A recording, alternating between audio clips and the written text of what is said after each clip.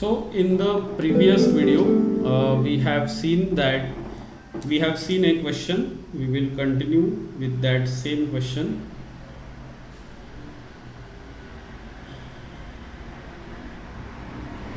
Okay, so the question was, how will you create a house price prediction with the help of machine learning?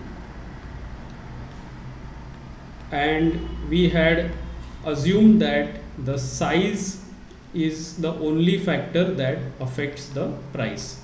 The size we represent as X, the price we represent as Y. Usually this is what we call as input, and this is the output that we want from the model. And let us say we have collected some data about the price and size. The data looks like this. When size is 10, price is 10. When size is 20, price is 20. And when size is 30, the price is 30. Now this relation, when you write it, it looks like Y is equal to X.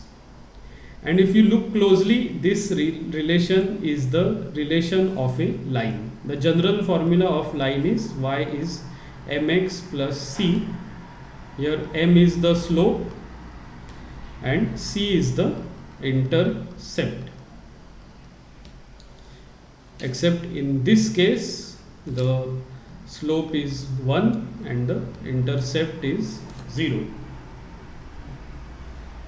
However, that does not change any other thing. So whenever the relationship between input and output is linear, then the machine learning model that we will use is called the linear regression model or the ordinary least square model. If I plot the data of the previous question, it will look like this.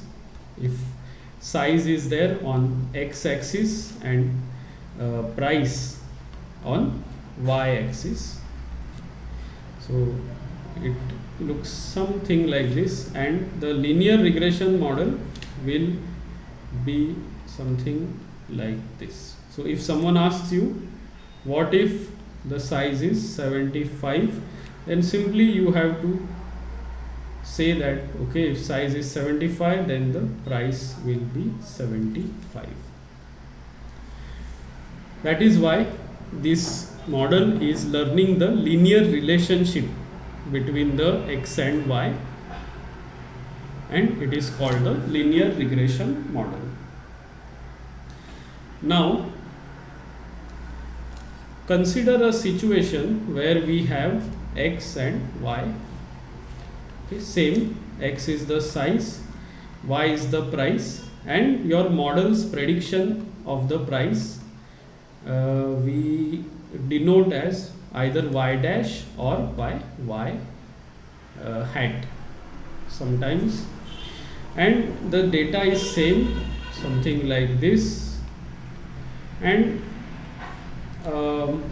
you are asking the model, learn from this data and what will be the price when the size is 40, and your model is predicting 45. Say this is the case. So you are expecting the model to predict 40, but it is predicting 45. This is called the error in the model, and this error is represented in multiple ways. Either you can subtract the actual and the predicted, but not direct subtraction. Either it is the squared subtraction or it is the subtraction with absolute value, to avoid these problems arising from the negative sign. So if I use this method, then in my case the error will be 5.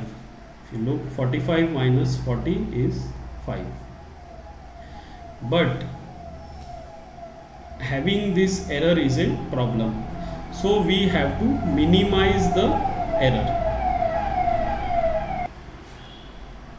How to minimize this error and get the ideal prediction? So instead of 45, the prediction should be 40, which matches your actual or expected prediction.